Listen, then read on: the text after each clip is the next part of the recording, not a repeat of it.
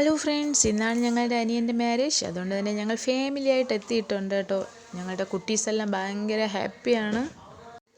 ഇത് നമ്മുടെ പയ്യൻ്റെ വീടാണ്. ഇതാണ് നമ്മുടെ ചെക്കൻ അനൂപ്. ഓഡിറ്റോറിയത്തിനകത്ത് മാരേജിൻ്റേതായ എല്ലാ ഫങ്ഷൻസും നടക്കുന്നുണ്ട്. പ്രത്യേകിച്ച് നല്ല പാട്ടൊക്കെ കേൾക്കുന്നുണ്ട് കേട്ടോ. അപ്പോൾ നമുക്ക് അങ്ങോട്ട് പോകാം. കമോൺ. ചർച്ച കൂടിക്കുന്ന സഭയുമായി അഭേദ്യമായി ബന്ധം പുലർത്തിയിരുന്ന ദേവദാസന്മാരാണ്. എനിക്ക് ചില മാസങ്ങൾ മാത്രമാണ് പ്രിയാരൂപമായിട്ട് എനിക്ക് പരിചയമുള്ളത്. എനിക്ക് പ്രിയപ്പെട്ടവനെ ഈ ചില മാസങ്ങൾ കൊണ്ടുള്ള പരിചയത്തിൽ തന്നെ എനിക്ക് നന്നായി ബോധിക്കുവാനിടയായി.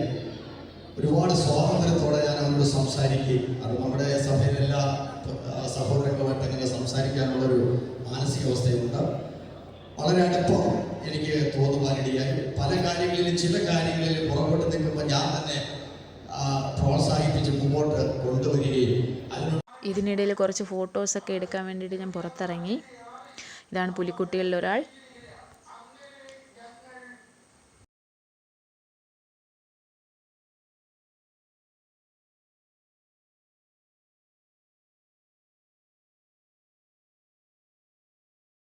ഘടകം എന്ന് പറയുന്നത് പരസ്പര വിശ്വാസമാണ്.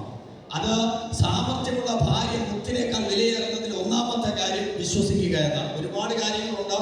അവൾ കച്ചവടക്കപ്പൽ പോലെയാണെന്നും ഒരുപാട് കാര്യങ്ങൾ ആ വചനത്തിനകത്തുണ്ട്. പക്ഷെ അതൊന്നും ഞാൻ പറയുന്നില്ല. പ്രധാനപ്പെട്ട 3-4 പോയിന്റാണ് പറയുന്നത്. ഇനി ഭർത്താവ് ചെയ്യേണ്ട പ്രധാനപ്പെട്ട ഒരു കാര്യം എന്ന് പറയുന്നത് ഭാര്യ വിശ്വസിക്കുക എന്നതാണ്. അടുത്ത നമുക്ക് ഉൽപ്പത്തി പുസ്തകം 25-ാം അധ്യായം അതിന്റെ 21-ാമത്തെ വാക്യത്തിൽ വരുമ്പോൾ റിബേക്കയെ ഇസഹാക്ക് വിവാഹം കഴിക്കുവാനിടയായി.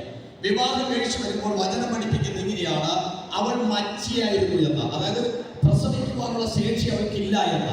ആ സമയത്ത് ഇസഹാക്ക് ചെയ്ത ഒരു പ്രധാനപ്പെട്ട ഒരു കാര്യം, തന്റെ ഭാര്യയെ കുറ്റം പറയാതെ, തന്റെ ഭാര്യയെ കുറിച്ച് വിഷമം പറയാതെ ചെന്നിരുന്ന് മുട്ടുമേലിരുന്ന് പ്രാർത്ഥിക്കുവാനിടയായി.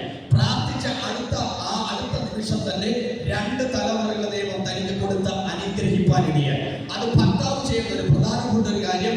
ഭാര്യയ്ക്ക് 1000 കുറവുകൾ ഉണ്ടായിരുന്നാലും അവൾ വ്യത്യസ്തമായ ഒരു ജീവിതത്തിൽ ജനിച്ചു വളർത്തപ്പെട്ട ഒരു കുഞ്ഞാണ്.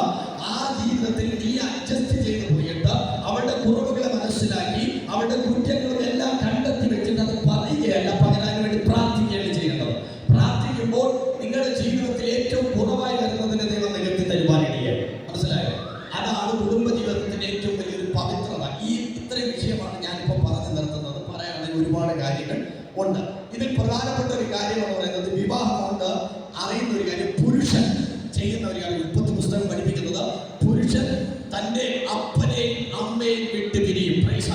മനസ്സിലായോ? പുരുഷൻ തന്റെ അപ്പനെയും അമ്മയും വിട്ടുപിരിയും. അടുത്ത് പറയുന്നത് അവൻ ഭാര്യയോട് പറ്റിച്ചേരും. ഒന്ന് വിട്ടുപിരിഞ്ഞ് മറ്റൊന്ന് ചേരുന്നതാണ് വിവാഹം. മനസ്സിലായെന്ന് ഞാൻ ദൈവത്തെ സ്തുതിക്കുക. ഇവിടെ ഇരിക്കുന്ന എല്ലാവർക്കും നന്നായിട്ട് അറിയാം. ഒന്ന് അപ്പനെയും അമ്മയും വിട്ടുപിരിയുക, അടുത്ത അതിരണം ആ ഭാര്യയോട് പറ്റിച്ചേരുക. കാരണം നിന്നെ വിശ്വസിച്ച് നിന്റെ കീഴിൽ നിന്ന് നിന്നോടൊപ്പം വളർന്നു വരുവാനായിട്ട് ഇനിയുള്ള ആയുഷ്കാലം നിന്നോടൊപ്പം യാത്ര ചെയ്യുവാനായി ഇറങ്ങി വരുന്നതാണ് ഫിയാൻസി. അപ്പോൾ ചെയ്യേണ്ടത് അവളെ ചേർത്ത് പിടിക്കുക എന്ന കടമ നിനക്കുണ്ട്. അപ്പനും അമ്മയും എല്ലാവരുടെയും ഉത്തരവാദിത്തത്തിലുള്ള ഒരു ഭാര്യയോട് ഞാൻ പറഞ്ഞു തരാം. ആ കുഞ്ഞുങ്ങളുടെ ജീവിതത്തിലേക്ക് ആവശ്യമില്ലാതെ ചെന്ന് എത്തി നോക്കാൻ നിൽക്കരുത്. അവരുടെ പ്രശ്നങ്ങളെല്ലാം അവർ തീർക്കാനായിട്ട് അവർക്ക് സാവകാശം കൊടുക്കുക. മറ്റൊരു കാര്യങ്ങളിലോട്ട് നിങ്ങൾ കടക്കാതിരിക്കുക. അത് നിങ്ങളുടെ ഉത്തരവാദിത്തമാണ്. അവർ നന്നായിട്ട് ജീവിക്കട്ടെ.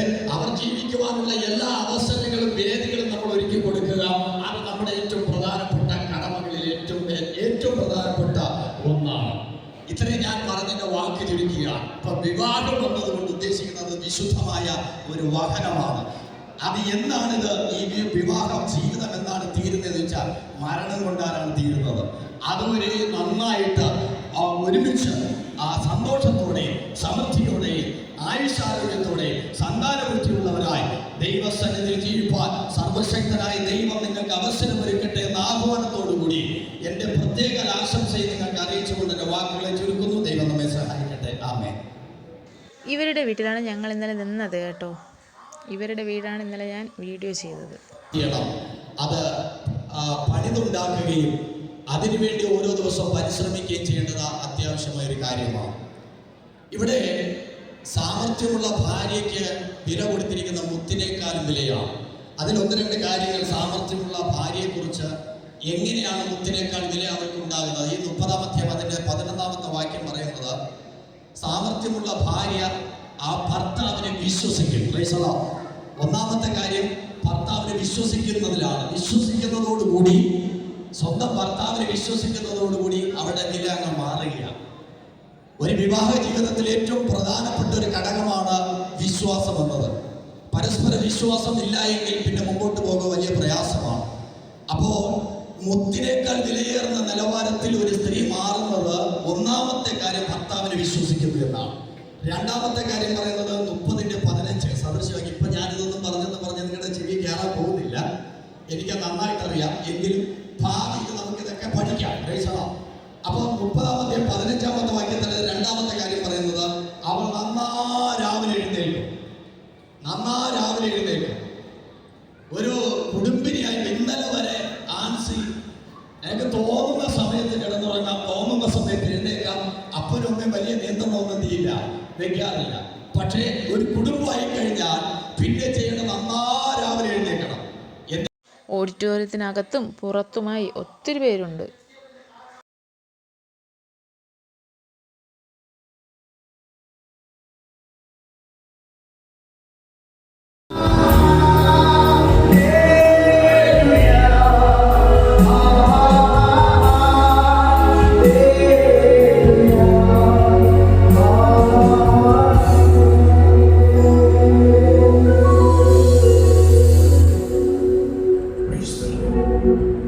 നിറഞ്ഞ ദൈവസാന്നിധ്യത്തിൽ ഞാൻ പറയുന്ന ഉപയോഗത്തിന്റെ വാക്കുകൾ രണ്ടുപേരും സന്തോഷത്തോടെ മുഖത്തോട് നോക്കി ഏറ്റുപറയേണ്ടതാണ്.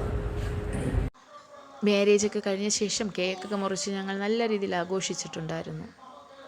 ഞങ്ങൾ ഒരു 5 പേര് യൂണിഫോം ആയിരുന്നു കേട്ടോ. ഞങ്ങളുടെ ഫാമിലിയിൽ ഒരു 90% പേരും മെറൂൺ ആയിരുന്നു.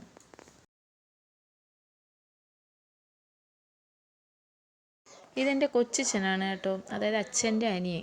ഓരോ വർഷം ചെല്ലും തോറും കൊച്ചച്ഛന് ഓരോ വയസ്സ് കുറയുന്നുണ്ടോ എന്നൊരു സംശയം.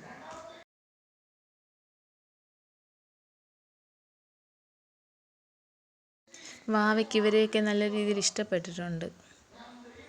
ഫുഡ് കഴിക്കാനുള്ള സമയമായിട്ടുണ്ട്. നമ്മുടെ കുട്ടീസെല്ലാം നല്ല രീതിയിൽ ക്ഷീണിച്ചിരിക്കുകയാണ് കേട്ടോ. അപ്പോൾ ഞങ്ങൾ ഫുഡ് കഴിക്കാൻ വന്നു.